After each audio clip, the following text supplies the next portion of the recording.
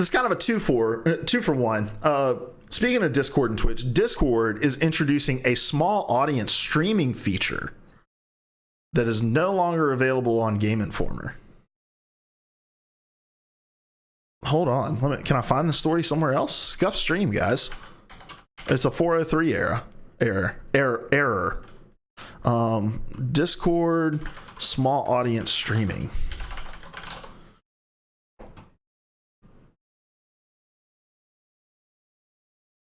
Did they like nuke all these stories from the web?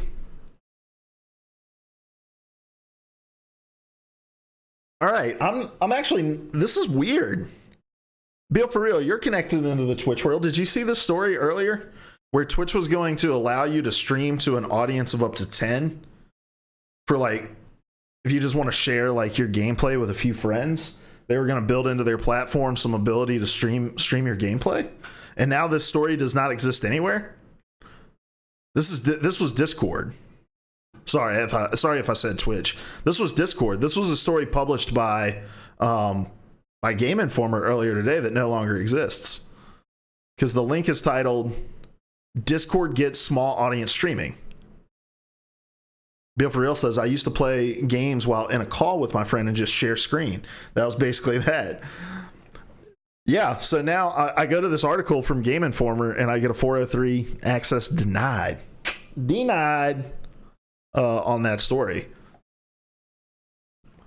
Stay tuned. We may have an update on that in the coming days. Maybe Game Informer.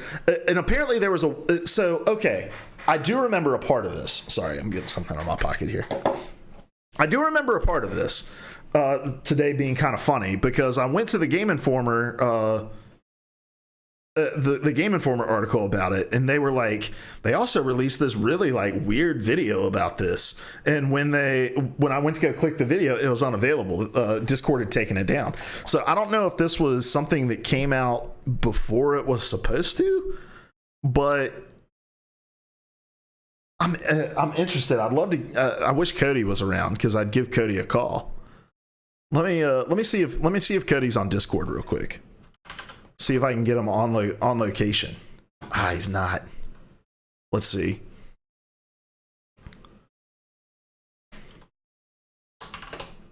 Luke, are you the leak boy now? Giving us it, dude.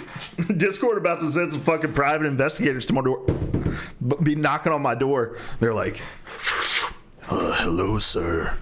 I heard you were talking about small audience streaming. Be a shame if something happened to your dog. All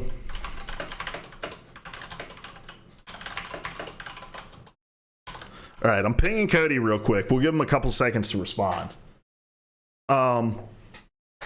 Because for me, in my opinion, Game Informer would be one of those sites that would just update the article. That would say like, hey, this was, the YouTube video was taken down. We've reached out to Discord for an update, and we'll update you when we hear back from them, or something like that. Like, I don't see Game Informer being like a complete, like, let's nuke the article. That's strange. That's really, really strange. So I wish Cody was around. I may just give him a call. We'll see. We'll give him a second to respond. I'm going to move on to the second part of the story. Twitch is getting an all-in-one solution to streaming. This is from Gama Sutra, which I have not used an article from on this show before.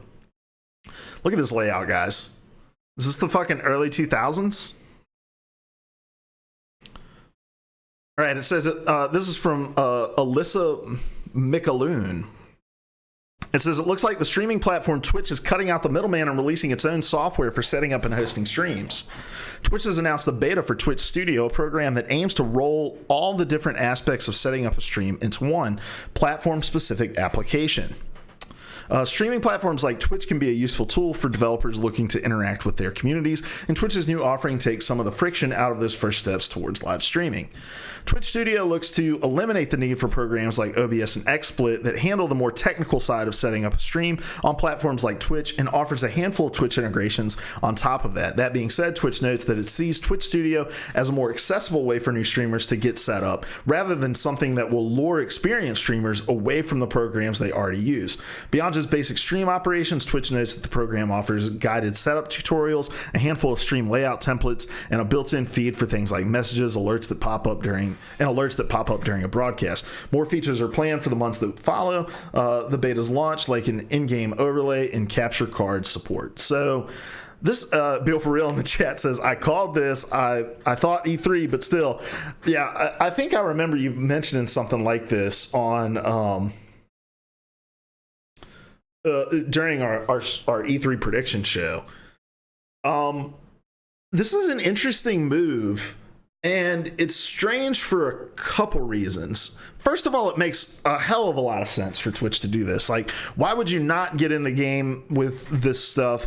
And it's like Streamlabs has really figured out how to monetize their streaming platform. Like, not their streaming platform, their streaming software. And so why would Twitch not take some cues from that? But what I don't get is this kind of like really featureless software that they're going to be launching here to start with. And I know it's in beta, and I know they plan to add more and more features as time goes on, but you are Twitch. You are the name of video game streaming. Like, why would you not work on and release the most tricked out software to get people to come back? And maybe the thinking is just like, oh, well, all these streamers already are using XSplit and OBS and Streamlabs with OBS. Like, why release something like this when in reality you could have just released something more robust and said, we have options for different levels of streamer. Like, if this is your first time streaming, we have a one button setup. It'll load in your stuff. It'll, you know, you can choose between overlays with a couple different customizable options, and you can go. It doesn't make a lot of sense, especially when you think about like how on console all of this shit's built in. If you're a console player and you want to get into streaming, but you don't want to start investing in learning how to use, you know, capture cards and use OBS or XSplit, anything like that, it's built into your console just to be able to press share and then go live. Bill for Real says, yeah, what do they hope to gain from it? No one wants a slim down OBS. Yeah, and this whole idea of like, well, OBS handles the more technical side. OBS has, you know, like its auto setup where you can go in. It's like a one button setup where you go in and it'll do your bit rate and all of your different encoding and things like that. I don't know of a single streamer, not a single streamer, that's been able to go into OBS, hit that one button setup, and just run with those settings based off of doing whatever they wanted to do. And if you are a streamer who's done that before, more power to you. I'd love to hear from you. But I've done the one button setup with OBS, and it's great. It gives you like, you're almost there, but you still have to go in and play with the bit rate, and you still have to go in and play with a couple different other different settings. Like, it isn't just a one-stop shop. So having those things built into the back end is really important. And they're super simple to use, especially with like the number of people who are into streaming who are just tech savvy enough to be able to know how to Google a problem.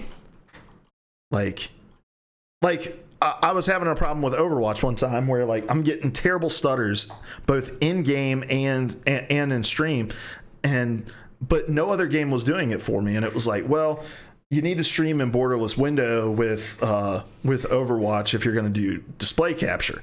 And like, just in a simple Google search, found that problem. Like, if you remove more features from OBS for your slimmed down, more user friendly, what you end up creating is something a lot more frustrating to work with. Something where if it doesn't work in the way that it's supposed to out of the box, you don't have the options to go into the technical side and get it right. And look, I don't know if that's what they mean by saying like it's stripped down and doesn't have this stuff. But in my opinion, like for them trying to remove this friction, it would have to be like a one-stop shop, like press the button, you're good to go, nothing else to worry about, if that's the way they're going to be marketing it. And then you go against that when you're like, well, but we've also included all these really advanced settings that you can jump into. I think it makes sense for Twitch to be in this space. I just don't think it makes sense for Twitch to be in this space in this way. I used to use Streamlabs OBS. It is a CPU hog. I've moved just to regular OBS with, Streamlabs like web sources, and it runs so much better. But if you could give me something straight from Twitch that ran well, I would jump over to it in a heartbeat. I'm not loyal to OBS. It's free and it works well.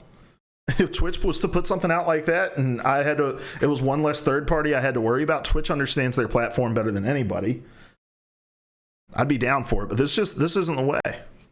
And Cody has not responded to my Discord message, so we're just gonna move on. He may be oot in a boot.